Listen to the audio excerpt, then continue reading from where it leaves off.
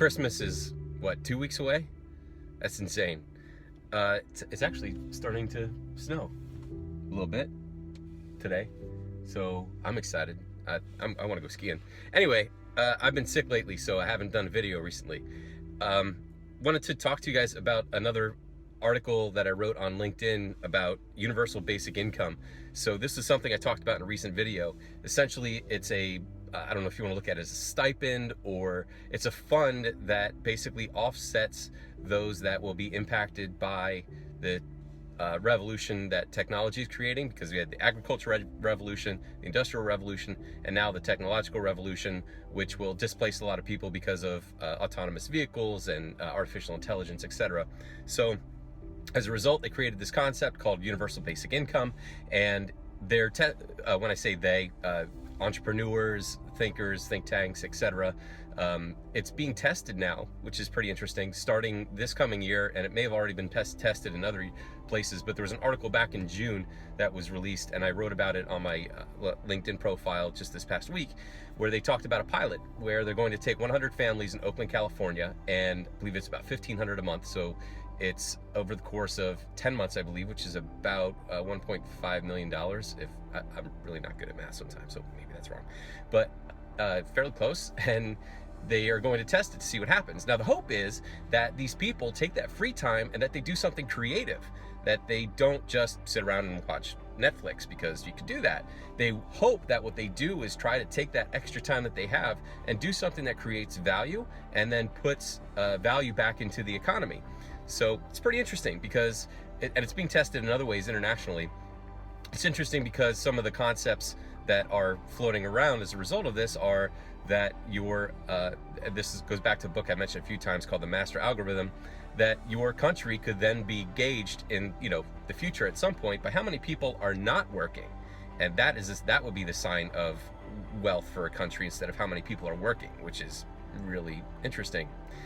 The other thing I want to share with you is that all these years, as I've been going through different career changes, etc. I started as an actor. I interned at Good Morning America. I actually went to college for TV production. Then I interned at Good Morning America, and then I pivoted into a career as an actor and did soap operas, etc. And throughout all of that, I always had entrepreneurial ideas. I always kept and wrote those down. And for all these years, I wanted to get it out of my head and write it down. And I try to be ruthless with things that distract me so that I can make progress and try to focus on a few things. And it's always, but at the same time, it's bothered me that I've had this log book of things that I haven't been able to get done because I don't like that. So, of course, in the last 6 months, I decide after 10 years, and I had three different books, what do? I threw them away. And I believe I threw them away because I can't find them. And I remember having that thought and gathering them together. And I thought to myself, if I'm not going to act on these, I want to get them out of my way, and I want to act on everything else that I can. And then I came across this book. Actually, someone recommended it to me, a speaker for the National Speakers Association. It's called Refuse to Choose, and it's by an author named Barbara Sher, and Sher, maybe S-H-E-R. And basically what she talks about is, she coins it scanners, people that are essentially generalists, and they're always, the whole world is fascinating to them. There's so many different things that they're interested in, and there's different categories of scanners. So there's people that just want to touch something, get a little bit deep enough to understand it, and then move on to another topic. Then there are people that want to go very deep. It could be people with multiple master's degrees and then move on to something else. Well, anyway, one of the recommendations that she makes in her book is to journal them, your ideas, so you get them out of your head. She says that there are certain people, in her opinion, this group of scanners, that cannot and should not choose between these topics because it's what motivates you, it's what drives you. And when I read this, I thought, oh my God, I kept these books for that long, and you know how this works. You keep something for so long, you throw it away, and then all of a sudden you go, oh, I should have kept it. So in her book, she talks about keeping a journal of your ideas. So I get to start all over. And I bought another one. So I'm going to start doing that. Anyway, just wanted to share that with you because that was really interesting to have kept something for so long and then realized that I shouldn't have thrown it away.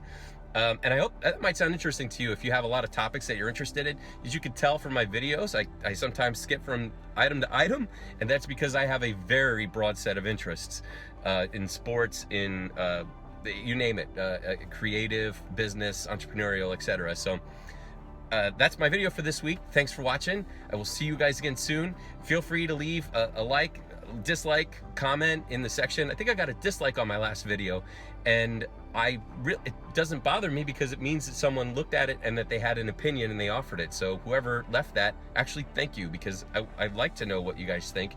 And I have 55 subscribers. It's stayed at that for quite some time. And someone asked me, is that where I want to stay? Is that what I'm looking for? And the truth is, the amount of subscribers doesn't really matter to me, because I get a lot out of doing this, and I hope that it has some value for you. So I'm actually dragging on. I'm almost at 6 minutes now, so sorry for the long video, and I will see you guys again soon and drop another video. Have a great week. Take care.